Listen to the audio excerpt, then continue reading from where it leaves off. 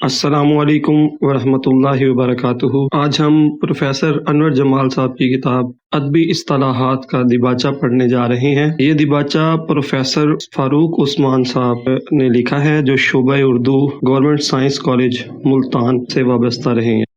कमाले कफश दोजी इल्म अफलातून से बेहतर है। ये मिसरा इल्ताफ हुसैन हाली का है। तकरीबन 100 बरस पहले कही हुई बात आज तक एक संगीन हकीकत बनकर हमारे सामने है।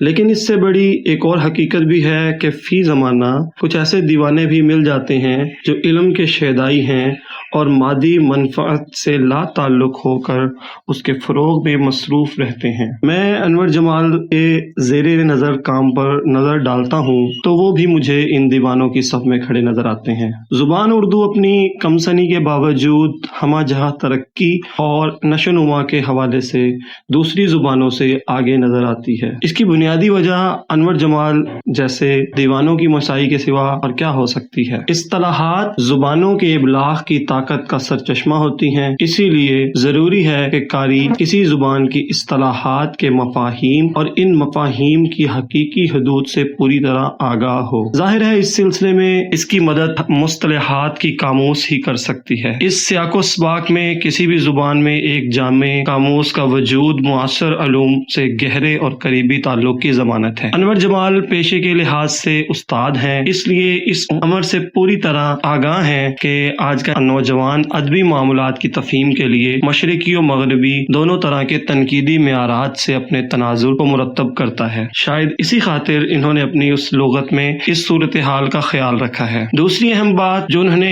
इसे तहरीर करते हुए पेश नज़र रखी है वो ये है कि बेशतर अज़हान इस्तिलाहात के मफाहीम के ज़मन में मुख्तलिफ किस्म की उलझनों का शिकार होते हैं। इन जहनों में या तो मफहूम वाज़े नहीं होता या फिर गलतुल अवाम को ही सही समझकर वो दोहराते चले जाते हैं। मसलन अच्छे खासे पढ़े लिखे अफराद बहर की जगह वजन और वजन की जगह बहर की इस्तिलाह गैर शऊरी तौर पर इस्तेमाल करते। इसी तरह ज़रबुल मिस्र और मुहावरे में क्या फ़र्क है, तलमी और तलवी की क्या क्या तारीफें हैं, फसाहत किसे कहते हैं और बलागत के क्या मायने हैं। ये ऐसे मामलात हैं जिन पर बहुत कम तवज्जो दी जाती है। अनवर जमाल साहब ने इस पहलू को खास तौर पर पेश नज़र रखा है। उन्होंने कोशिश की है कि इस्तिलाहात के मफाहीम को पूरी तरह रोशन और वाज़े बनाकर पेश किया जाए। इस मकसद को हासिल करने के लिए उन्होंने जहाँ मगरबी इस्तिलाहात का इंदराज किया है वहाँ मगरबी अदबा के ख्यालात के इक़्तिबासात से उनकी तशरीह और तौज़ीह भी कर दी है। मिसाल के तौर पर विजदान की इस्तिलाह की तारीफ करते हुए जहाँ मशरिकी सूफिया और वेदांती उलमा के ख्यालात को बयान किया है वहाँ बरगसा और क्रोचे के नजरियात को भी तहरीर में ले आए हैं। मुसन्निफ ने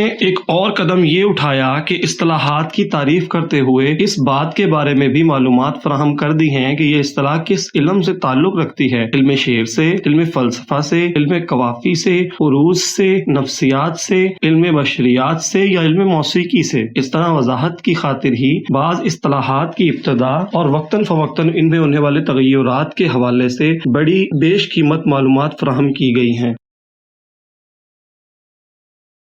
कमाले कशफ दोजी इल्म अफलातून से बेहतर है। कफश जूते बनाने के हुनर को कहते हैं, यानी कि जूते बनाने के हुनर में कमाल और महारत रखना अफलातून के इल्म से भी बेहतर है। यानी इसका मतलब ये हुआ कि अगर कोई जूते बनाने का इल्म रखता है और दूसरा बंदा अफलातून जितना इल्म रखता है लेकिन वो उस हुनर को, उस इल्म को हुनर के तौर पर इस्तेमाल नहीं करता तो उससे वो जूते बनाने वाला इल्म ही वो ज्यादा बेहतर होगा। ये इल्ताफ हुसैन हाली का मिसरा है। तकरीबन 200-250 साल पहले उन्होंने ये बात की, लेकिन वो कहते हैं कि ये एक बहुत बड़ी हकीकत तो है लेकिन इल्म के शदाई भी मिल जाते हैं जो मादी नफे के बगैर हसूल इल्म के फरोग के लिए मसरूफ रहते हैं। और प्रोफेसर अनवर जमाल साहब के इस काम पर अगर नजर डाली जाए तो हमें वो इसी सफ में खड़े हुए नजर आते हैं। उर्दू ने बहुत कम उम्र पाई है और बहुत कम सनी के बावजूद उर्दू इतनी तरक्की के मनाजिल طے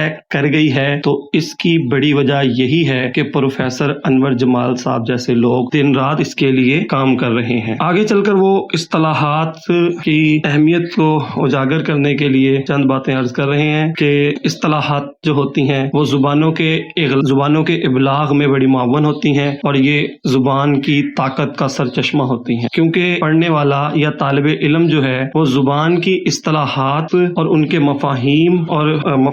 مفہوم کی جمع ہے، ان کے مفاہیم سے آگاہ ہوتا ہے تو وہ زیادہ اچھے طریقے سے اس علم کو حاصل کر پاتا ہے۔ تو اس حوالے سے مصطلحات کی قاموس اس کے پاس ہونی چاہیے۔ مصطلحات اصطلاح ہی کی جمع ہے اور قاموس کہتے ہیں سمندر کو، یعنی کہ ایسی ڈکشنری اس کے پاس ہو جو سمندر کی طرح وسیع ہو، یعنی اس کے نالج میں ایک اصطلاحات کا ایک سمندر ہونا چاہیے کہ وہ زبان کو اچھے طریقے سے سمجھ لے۔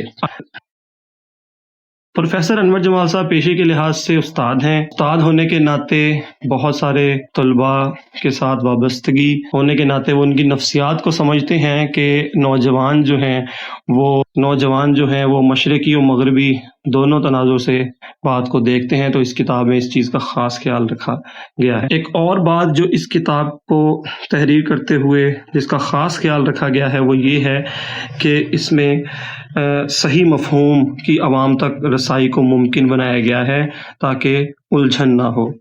مفہوم کا غیر واضح ہونا اور غلط العوام کو صحیح سمجھ کر اسی کی تکرار کرنا جو ہے علم کے حصول میں بہت بڑی رکاوٹ بنتا ہے۔